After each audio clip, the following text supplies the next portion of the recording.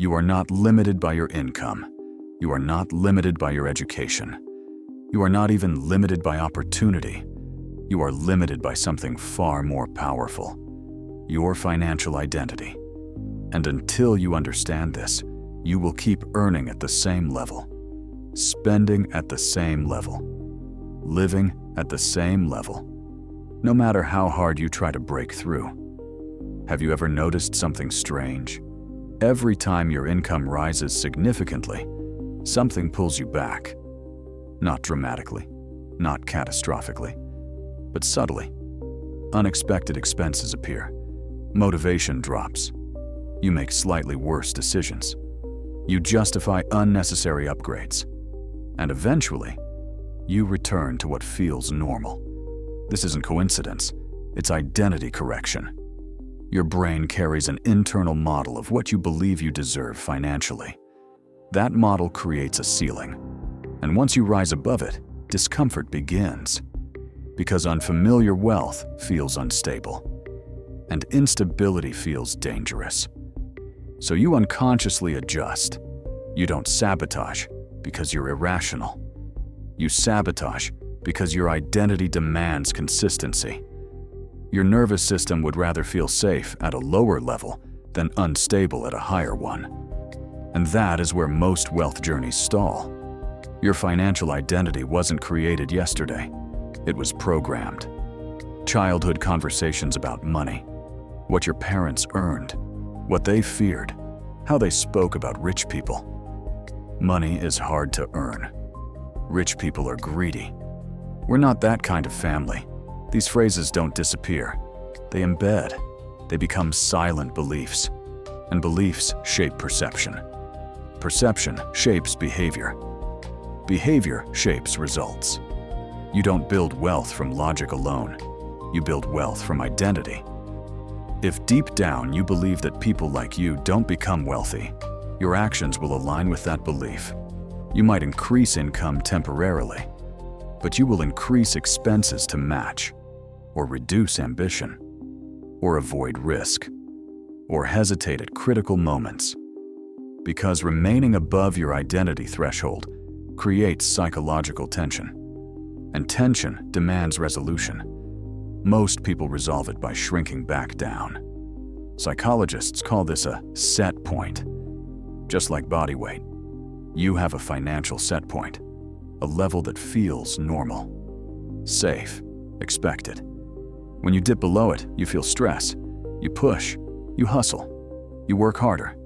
But when you rise above it, you feel discomfort too. You relax too early. You become careless. You rationalize spending. You delay discipline. And slowly, almost invisibly, you drift back to your baseline. This is why many lottery winners lose everything. This is why athletes go bankrupt. This is why entrepreneurs spike, then collapse. Their income changed. Their identity did not. Self-sabotage rarely looks dramatic. It doesn't look like burning everything down. It looks like delaying that investment decision, ignoring that networking opportunity, not negotiating your salary, procrastinating on skill expansion, choosing comfort over growth. Each decision feels small, harmless, justified, but compounded over years, they define your financial trajectory. You don't sabotage because you hate success.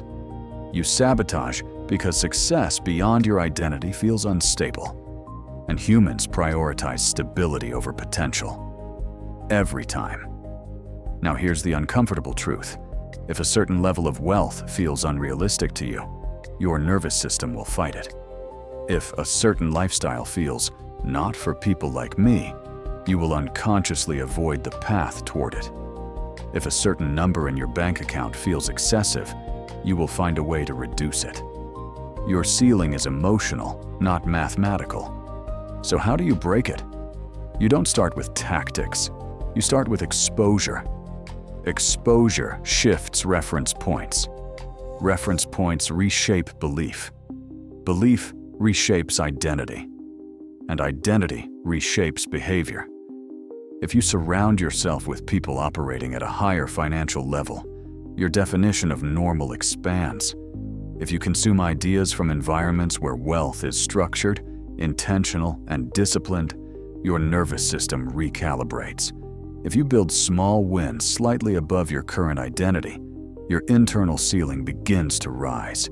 Identity expands gradually, but it must be intentional. Let me ask you something.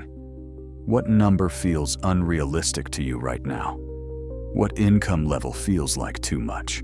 What kind of wealth makes you slightly uncomfortable just imagining it? That reaction is your ceiling, and the goal is not to chase it recklessly. The goal is to normalize it. Slowly, deliberately, strategically. Wealth building requires a shift from hoping to earn more to becoming someone who builds assets, from wanting financial freedom to operating with strategic discipline, from earning money to creating leverage. Identity first, income follows. Most people chase tactics. Wealthy people operate from identity. They don't just make money. They see themselves as capital allocators, opportunity evaluators, long-term thinkers. And because of that, their behavior aligns differently. They delay gratification more comfortably. They tolerate volatility more calmly. They negotiate more confidently. They reinvest more consistently, not because they are smarter, but because their identity supports those behaviors. Your external results are reflections of internal alignment. You are not fighting the market. You are not fighting opportunity. You are fighting your internal model of who you believe you are allowed to become. Once you see that, everything changes. Because you stop asking, how do I make more money? And you start asking, who do I need to become to operate at a higher level? That question shifts everything. Wealth is not just accumulation. It is alignment. Alignment between belief, behavior, and potential. The invisible ceiling limiting your wealth is not permanent. It is adjustable, but only if you recognize it. Only if you challenge it. Only if you intentionally expand beyond what feels familiar. Growth will feel uncomfortable at first. Higher income will feel unstable. Bigger goals will feel unrealistic. That is not a sign you should retreat. It is a sign you are stretching your identity. And identity expansion is the foundation of sustainable wealth. You are not trapped by your current salary. You are not trapped by your background. You are not trapped by your education. You are only trapped by the version of yourself you refuse to outgrow. So the real question is not how much money you want to make. The real question is how far you are willing to expand your identity. Because once your identity rises, your ceiling rises with it. And once your ceiling rises, your behavior changes. And once your behavior changes, your financial trajectory shifts. Quietly, gradually, powerfully. And that is how real wealth begins.